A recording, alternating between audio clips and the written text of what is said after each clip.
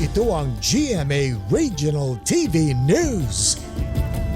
Dagdag ayuda ang panawagan ng ilang magsasaka sa Isabela na isa sa mga probinsyang isinailalim sa state of calamity dahil sa epekto ng matinding init. Sa datos po ng Department of Agriculture Region 2, mahigit 40% ang pinsala sa kabuuang ani ng mga mais sa probinsya dahil halos walang ulan.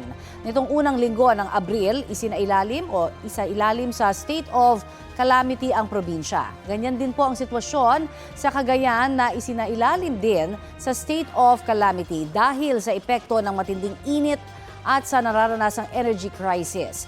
Ayon sa Provincial Disaster Risk Reduction and Management Council, nasa mahigit 10 bilyong piso ang pinsala sa agrikultura at pangingisda. Halos nagkabitak-bitak naman na ang lupa sa Barangay Santa Remedio sa Bulan, Sorsogon dahil sa matinding init at kakulangan sa supply ng tubig. Nawala na ang lubluban ng mga kalabaw at natuyo na rin ang ilang creek. Ayon sa Pag-asa, nakararanas ngayon ng drought o tagtuyot ang Isabela habang dry spell naman sa Cagayan at Sorsogon.